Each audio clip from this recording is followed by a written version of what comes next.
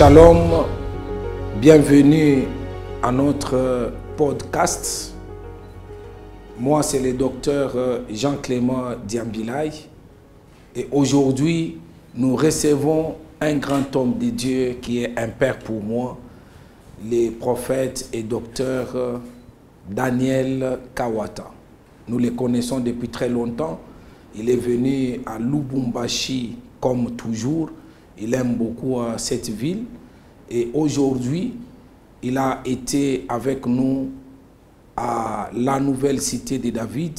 Je voudrais d'abord dire bonjour au docteur et prophète et lui souhaiter bienvenue. Merci beaucoup, apôtre. Et lui poser un peu la question, quelles sont ses impressions après ces interventions, ces dimanches où nous avons été richement bénis, qui nous donnent juste les impressions par rapport à l'Église et par rapport à ce moment qu'il a passé avec nous, ce dimanche 12 janvier 2025. Bien, mes impressions sont des impressions de joie, de satisfaction. D'abord de joie dans ce sens que je me suis retrouvé dans une église où je me trouve chez moi. L'accueil, l'acceptation et puis la responsabilisation va de pair avec le respect et la qualité de l'accueil qu'on nous a donné. Mais en tant qu'église, j'étais très satisfait de voir l'engouement, de voir la soif de la parole et surtout la réponse à la parole de Dieu. Ça m'a donné beaucoup de joie et de satisfaction et je pars avec un sentiment d'apaisement et de joie parce que j'ai vu un peuple qui avait soif de la parole, qui a reçu la parole et je sais que ce peuple-là est béni dans la manière de recevoir cette parole-là. Prophète, vous avez parlé un message très puissant où nous devons nous maintenir en haut, qui est le thème de l'année, par l'assistance du Saint-Esprit. Qu'est-ce que nos auditeurs qui sont en train de nous suivre pendant ce moment peuvent retenir en 1 minute, en 2 minutes, comme résumé de ces messages qui étaient vraiment très forts? Oui, merci beaucoup. En fait, l'assistance du Saint-Esprit est très importante. Jésus-Christ, après avoir pris ses disciples comme des pécheurs, partout il les a pris, quand il est parti, il a dit, vous aurez la puissance de l'Esprit et vous serez mes témoins. En d'autres termes, tout ce que Jésus a fait devait être capitalisé par le Saint-Esprit et lorsque le Saint-Esprit vient, il ramène ces disciples-là à la hauteur des vrais apôtres. C'est comme ça que j'ai parlé des 3 éléments qui nous arrivent lorsque le Saint-Esprit nous apporte son assistance. La première chose, c'est que les problèmes longtemps non résolus deviennent résolus. En d'autres termes, ce que nous attendions, nous recevons cela. Longtemps, nous avions attendu des preuves que Dieu nous aime, des preuves que nous pouvons sortir de nos maladies, de nos péchés, de tout ceci. Même le péché qui a longtemps dominé notre vie peut nous abandonner parce que l'Esprit de Dieu nous prend de là où nous sommes pour nous amener à la hauteur. Dieu nous a pardonné, Dieu nous a justifiés, Dieu nous a glorifiés et le Saint-Esprit nous amène là. Ça, c'est la première chose. Des problèmes longtemps non résolus, comme dans le cas des aînés, dans Actes des Apôtres 9, 32 à 33. Aîné a été guéri et toute la vallée a compris que Dieu est à l'œuvre. Donc, ma prière, c'est ce que je dis, et ce que je dis à tout le monde qui va entendre, si Dieu veut vous amener à la hauteur et vous maintenir là-bas, il doit résoudre tous les problèmes longtemps non résolus et pour lesquels il n'y a pas de solution, il va vous donner la promesse pour vous soutenir. La deuxième chose que nous avons dite en bref, c'est que là où l'Esprit de Dieu nous assiste pour nous maintenir en haut, il enlève l'impossibilité. L'impossibilité devient possible. Au fur et à mesure que nous progressons, des choses que nous avons trouvées difficiles, des choses que nous trouvons impossibles, vont devenir possibles parce que notre foi est en train de croître et nous commençons à croire même aux choses auxquelles nous ne pouvions pas croire avant. Donc, Dieu enlève nos limites. L'exemple a été pris plutôt de voir Paul qui guérit Aîné au chapitre 9, verset 32, 33, 34. Mais il va aussi ressusciter Tabitha. C'est comme pour dire, Dieu ne va pas limiter notre force là où nous nous sentons à l'aise, mais il va amener notre foi à commencer à croire aux choses impossibles.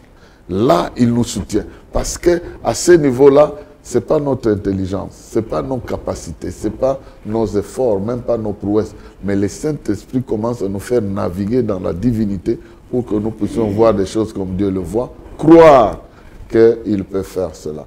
Et la troisième chose, c'est que Dieu, en nous maintenant à cette position élevée, il veut que nous reflétions notre Seigneur, que nous soyons vraiment à la stature parfaite de Christ, que nous puissions atteindre ça, que vraiment notre présence ne puisse pas pousser les gens à chercher Christ.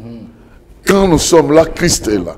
Tout ce qu'ils peuvent chercher à voir chez Christ, ils peuvent trouver ça chez nous. C'est en fait ça, le niveau où le Saint-Esprit veut nous amener.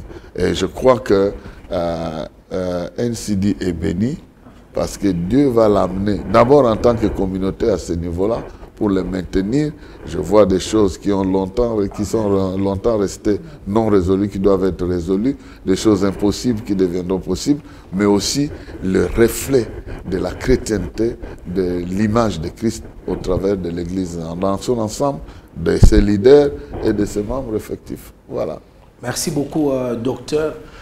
Docteur, il y a un homme que Dieu avait suscité dans notre pays, dans le monde entier, qui a bougé les nations alors qu'il n'y avait pas les réseaux sociaux.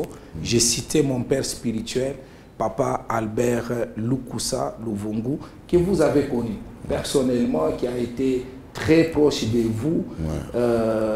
Si aujourd'hui on vous posait une question de cet homme, qu'est-ce que vous pouvez parler en quelques minutes? Moi, j'ai beaucoup de choses. Je peux raconter. Je commence le matin jusqu'à le soir. Je ne terminerai pas de parler de cet homme qui m'a façonné, qui m'a appris les ABC du ministère. Aujourd'hui, sans cet homme, je ne me vois pas là où je pouvais être dans les ministères.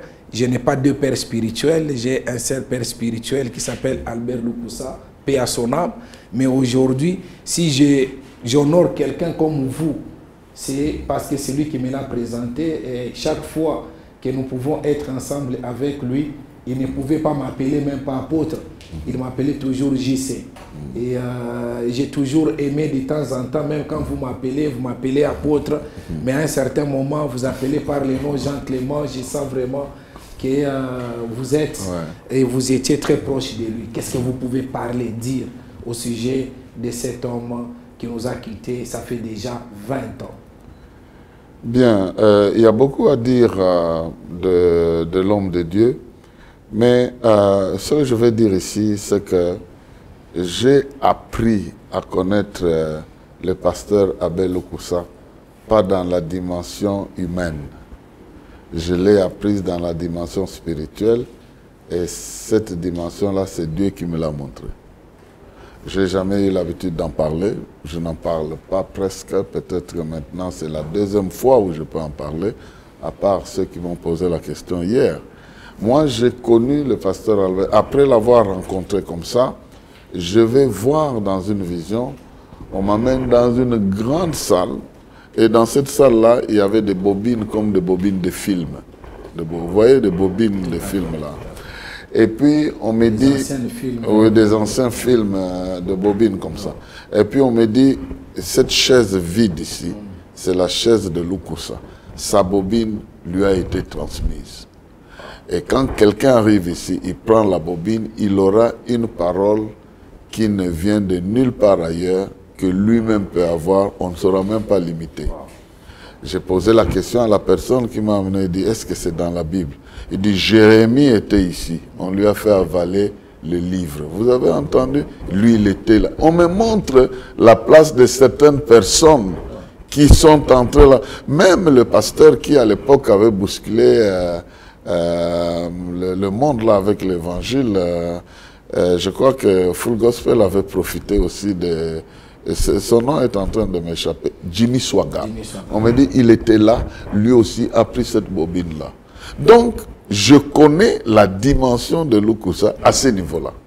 Bien sûr que j'ai vécu avec lui ici, mais je savais que le message qu'il donnait, il n'a pas fait la théologie, le message qu'il donnait provenait de quelque chose que Dieu lui a mis comme une puce. Et lui-même, des fois, ne se rendait pas compte de la nature de ce message-là, parce que des fois, il ne le préparait pas. Donc moi, c'est comme ça que je le connais. Je connais comme quelqu'un parmi les rares des personnes qui ont reçu un mandat, comme la Bible dit, de frapper la terre avec la verge. Donc, c'est comme ça que je le connais.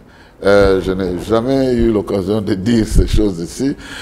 Quand je l'écoutais, et quand je l'écoute encore, je pense qu'il avait un message unique. Mais en plus de ça, de cette qualité spirituelle, Dieu aussi l'a doté d'une qualité de leader, un leader de leader. Donc quelqu'un qui fabrique les leaders.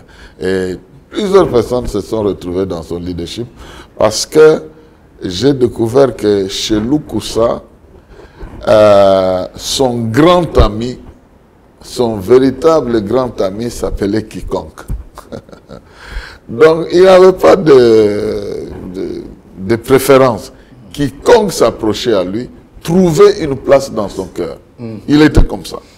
Et c'est comme ça que même autour de lui, les gens se bousculaient. Quelqu'un va croire qu'il m'aime seulement moi de cette manière-là. Il va retrouver que dans ce même cœur-là, il y a 2, 3 autres personnes qui bénéficient presque de la même intensité. Il était comme ça. C'est comme ça que je l'ai connu. Je ne sais pas si c'est suffisant. Si vous voulez que je vous bombarde d'autres choses, je sais que si vous devez parler, vous allez dire oui, beaucoup. donc, voilà, au niveau spirituel, je sais qu'il était appelé par Dieu. Il était mandaté par Dieu pour parler de la part de Dieu. Et il a parlé, hein, il n'a pas mis les gants. Il a parlé. Quand il devait parler, il a parlé. Et bon, quand son temps est arrivé, paix à son âme, il est parti, mais il a laissé de très bons souvenirs. Moi, il m'avait adopté, j'étais jeune par rapport à lui, mais il m'a ouvert son amitié à tel point que il y a des choses vraiment dont on se parlait, comme Jésus disait à ses disciples, je ne vous appelle plus disciples, mais je vous appelle amis. Donc, je vous amène à un niveau où il n'y a aucun secret entre moi et vous. Donc, c'est à ce niveau-là que j'ai vécu avec lui. Vous êtes un monument vivant. Nous ne sommes pas avec Papa Albert sur cette terre des vivants. Quel est le conseil que vous pouvez donner à cette génération qui, aujourd'hui, d'autres n'ont pas de repères et des vrais pères, mais vous, aujourd'hui, vous êtes un monument vivant. Avec toutes ces expériences, qu'est-ce que vous pouvez dire à cette génération? Ce que je peux dire à cette génération, c'est de s'inscrire dans la logique de Dieu. C'est Dieu qui fait des hommes des pères et des repères. Sa logique, c'est l'amour. Il a dit à Pierre, m'aimes-tu, paie mes brebis. Donc, si nous aimons Dieu et que par cet amour, nous le servons, Dieu va amener dans notre vie les gens qui ont besoin de cet amour-là et nous allons les encadrer avec l'amour de Dieu. Si nous aimons Dieu, nous allons encadrer le reste.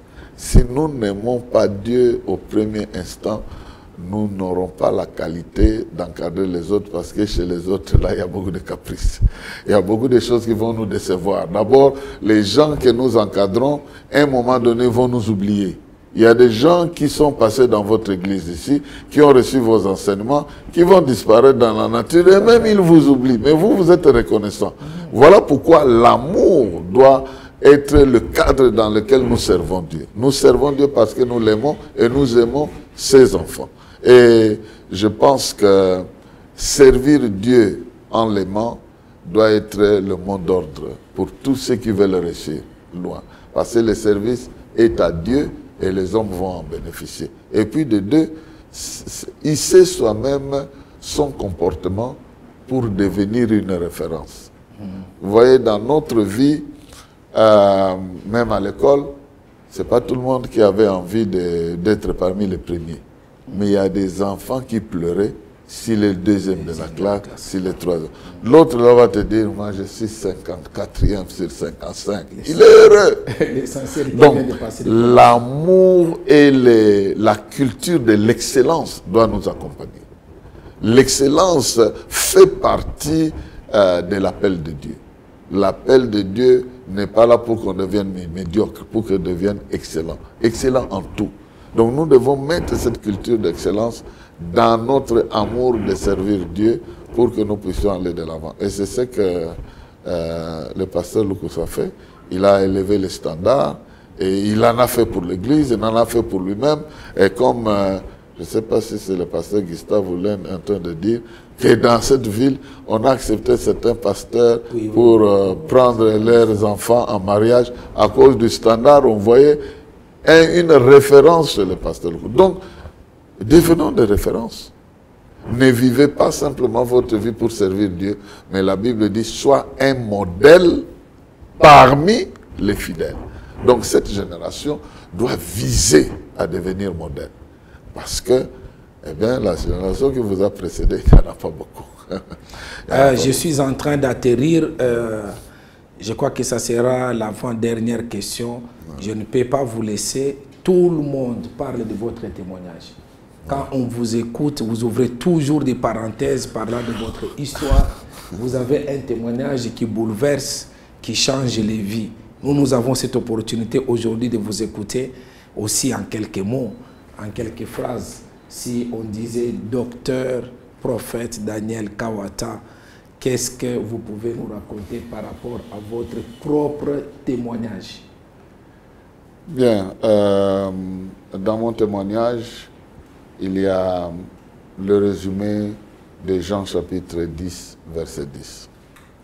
Le voleur vient pour égorger et détruire. Moi, je suis venu pour que les brebis aient la vie en abondance. Donc, j'ai vécu cette réalité. J'ai vécu une vie... je suis né de parents très jeunes. Ma mère avait 13 ans quand je suis né et mon père avait 25 ans. Donc, ils se sont mariés. L'un 24 ans, l'autre 12 ans. Et je suis né d'une mère qui ne pouvait pas prendre soin de moi et j'ai été pris en compte par des Canadiens qui m'ont élevé. Donc quand je suis revenu dans ma famille 5 ans après, bref, je les ai trouvés impliqués dans des forces occultes. Et j'ai évolué dans ces forces occultes où chaque fois on tuait un enfant dans la famille, un après un autre. Et quand mon tour est arrivé, on a aussi promis à ma mère qu'on allait me tuer.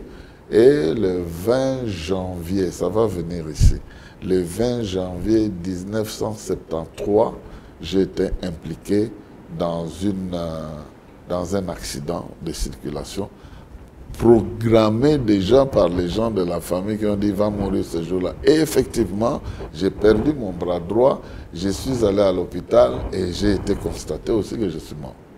Donc, c'est que ces gens-là ont prédit et effectivement arrivé. Malheureusement pour eux, à ce niveau-là, c'est là où j'ai fait l'expérience du Seigneur qui me dit « ton jour n'est pas encore arrivé ». Quand ton jour arrivera, tu viendras me rejoindre. Maintenant, tu peux retourner. C'est là que j'ai compris que si Dieu ne dit pas « viens », personne ne peut te pousser à aller. Je suis devenu très têtu vis-à-vis de la mort. Quand elle arrive, je lui dis « attends, je vérifie d'abord si on est prêt à m'accueillir là-bas. Si on n'est pas prêt... » La deuxième chose que Dieu m'a dite, bon, parmi plusieurs, il y a plusieurs choses qu'il m'a dites, mais j'ai retenu 2 ou 3. La deuxième chose qu'il m'a dite, c'est comme des énigmes. Il me dit, tu ne feras rien avec ce que tu as perdu, mais tu réussiras dans ta vie avec ce qui te reste. Donc dans la vie, cesse de te concentrer sur des choses que tu as perdues. En ce moment-là, je ne savais pas que j'avais perdu mon bras. Mais il était en train de me prévenir, tu ne feras rien avec ce que tu as perdu. Concentre-toi sur ce qui te reste et tu vas réussir. Eh bien, quand bon, plus tard, je vous épargne des détails, j'ai compris que je peux avoir perdu le bras, je peux perdre un membre de famille, je peux perdre... Si je me concentre sur ça, je ne vais jamais réussir. Mais si je me concentre sur Christ, il va me donner la force d'aller de l'avant.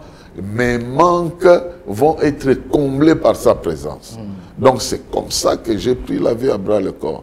Et une autre chose qu'il m'a dit, c'est que dans une route, si tu n'as personne devant toi, c'est que tu es devant. Dans une route, si tu n'as personne devant toi, si tu ne vois personne devant, c'est que tu es devant. En d'autres termes, si tu n'as personne sur qui tu dois compter, c'est que tu es la personne sur qui on doit compter. Change ta manière de voir les choses. Bon, il y avait un certain nombre...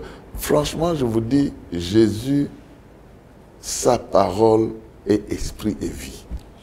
Donc, ce qui sort de lui, vraiment, c'est ça qui m'a donné la vie. La vie que j'ai aujourd'hui, je contemple ça dans la... Mais ce sont ces paroles-là qui m'ont donné vraiment la vie. Et si je les témoigne comme ça, je parle, c'est parce que je me rappelle de ce qui m'a... Ce n'est pas une expérience que j'ai eue quelque part. Non, c'est ma vie. Et c'est ce qui fait que je crois en lui, quoi qu'il arrive. Je peux perdre X, Y, mais je ne le perdrai pas. Amen. Et aussi longtemps que je ne me perdrai pas, il peut faire revenir dans ma vie ce qui est important que j'aurais perdu. Mais il peut aussi combler mes vides. Sans avoir ce que j'ai perdu, je peux toujours réussir. Amen. Amen. Voilà, donc c'est comme quel ça témoignage, que, quel témoignage, quel témoignage. Avec lui.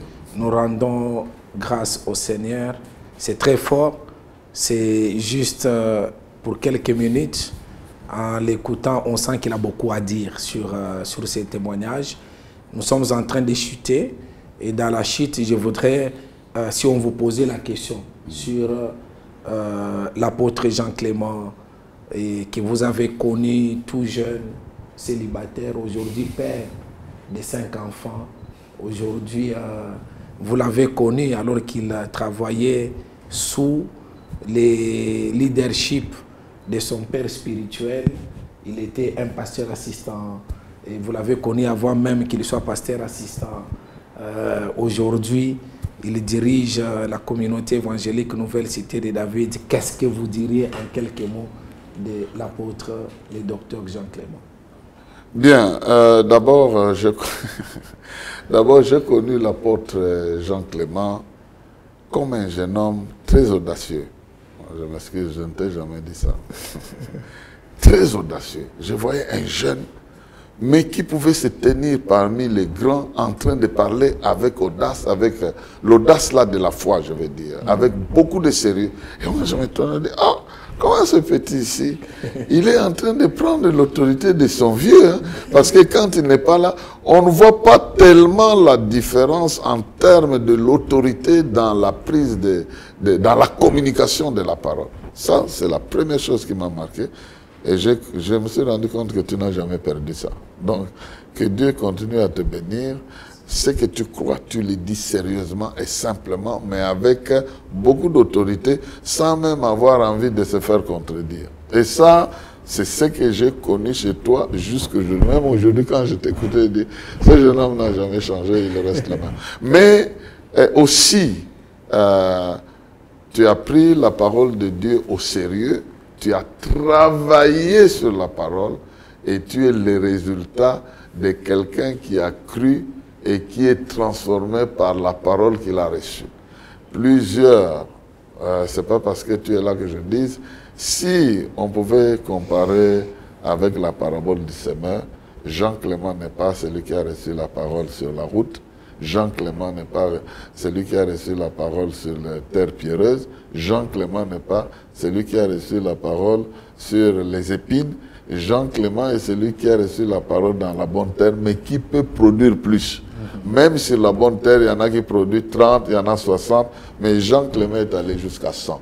Donc, que Dieu vraiment continue à te bénir parce que tu as pris parmi les choses dont je parlais que l'assistance du Saint-Esprit donnait à l'Église en ce moment-là, il y avait la paix, il y avait la foi, mais il y a aussi la croissance dans l'obéissance. Et ça, ça t'a marqué.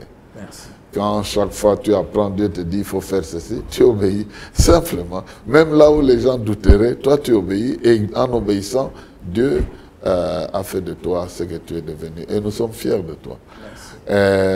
Je prie que beaucoup de gens Clément arrivent parce que franchement, tu es sorti du lot et il ne faut pas que tu sois comme dans un endroit où il y a plusieurs personnes qui se noient. Et toi, tu vas pour les sortir de la noyade et puis ils t'attrapent. Vous voyez, donc nous prions que d'autres puissent aussi émerger, mais qu'en émergeant, faisant émerger les autres, toi, tu t'émerges davantage. Donc, dès que tu fais émerger les autres, tu seras sur leur émergence. Donc, nous prions que Dieu continue à t'aider davantage. Je suis très fier de toi. Merci. Je parle de toi comme si... bon, je crois que ça provoque un peu la jalousie chez d'autres personnes parce que on me demande, papa, tu vas toujours à l'Oumou? Je dis, j'ai un enfant qui prend soin de moi là-bas. Vous faites quoi ici dans votre manière de prendre soin des parents? Bon, que Dieu te bénisse en tout cas. Merci beaucoup. Je crois que ce que vous dites, dernièrement, il y a un pasteur des États-Unis. Oui. J'ai oublié encore le nom, il est d'Atlanta qui m'a parlé que dans une conversation, vous étiez en train de parler, vous voulez que j'invite Paola White. Oui, il dit que non, lui aussi, il a beaucoup commencé à parler à Paola White, que j'ai vu, que je connais aux États-Unis. C'est Shirandi. Il me dit vraiment, en tout cas, quand il parle de vous, c'est autre chose. Merci beaucoup. Ça nous le découvrons en direct. Je lui ai cassé les oreilles avec Jean Clément. Je lui ai dit beaucoup de choses. Que Dieu te bénisse. En tout cas, merci beaucoup. Les derniers mots, c'est de savoir qu'est-ce que vous pouvez dire. Vous êtes là dans ces podcasts, Jean Clément. Quels sont les mots que vous pouvez dire ce que je peux dire, c'est que Dieu, dans ces derniers temps, bon, il utilise le Fils, mais il utilise les médias. Le média est un canal puissant.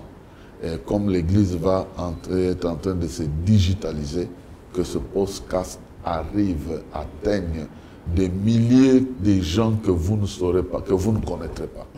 Et je prie que ce service ici, qui est lancé dans l'univers de médias, puisse atteindre des gens que d'autres messages n'atteignent pas. Amen. Parce que Dieu fait une différence avec vous. Et je prie que tous ceux qui ont les mains touchées dans cette communication soient touchés par l'Esprit de Dieu, soient bénis par l'Esprit de Dieu, soient identifiés, localisés par l'Esprit de Dieu, qui leur donne une bénédiction au-delà du service que vous êtes en train de rendre. Parce que Dieu lui-même sait combien de gens vous touchez, qu'il vous touche autant dans votre vie et que ce ministère autour d'un serviteur de Dieu vous rende heureux. Que vous ne dites jamais, j'ai perdu mon temps en servant cet homme de Dieu. Je dirais comme Jésus a dit à ses disciples, personne qui aura quitté ses terres, ses mères, ses frères, en se joignant à ses services ne va jamais le regretter. Parce qu'il sera béni au centuple. Qu'il en soit ainsi. Au nom de Jésus. Amen. J'ai envie de le retenir, mais je voudrais vraiment qu'il prie pour la personne qui est en train de nous suivre pendant ce moment. Il y a une femme, il y a un homme qui est en train de nous suivre. Si il peut être attentif et recevoir la prière du docteur et prophète Daniel Kawata pour clôturer cette émission. Cette émission fait véhiculer la parole de Dieu. La parole est esprit et vie. C'est une parole que certaines personnes ont acceptée, ont vécue et témoignent. Entre autres, l'apôtre Jean Clément qui a reçu, qui a vu cette parole et qui témoigne. Donc, ce qui circule dans les médias n'est pas un simple témoignage, c'est la parole vécue qui est transmise avec la puissance de l'Esprit. Et toi qui me vois, qui est tombé sur cette parole, elle n'est pas simplement la parole des hommes. Cette plateforme transmet la parole de Dieu. Et comme tu viens de la recevoir, je prie pour toi. Je prie que Dieu te touche. Je prie que cette parole devienne partie intégrante de ta vie. Je prie que ce que tu as entendu et ce en quoi tu as cru devienne la réalité de ta vie. Je prie que Dieu élargisse ta vie avec cette parole que tu viens d'entendre. Je prie que le Saint-Esprit te prouve et te convainque que tu as besoin de continuer à te ressourcer au travers de cette plateforme pour aller de l'avant parce que tu as une qualité meilleure du témoignage et de ce que Dieu fait dans la vie des gens. Que Dieu te touche et que Dieu manifeste ses bienfaits dans ta vie sous toutes les formes. Que la bénédiction que je prononce devienne un soubassement pour ton avancement. Au nom de Jésus, Amen.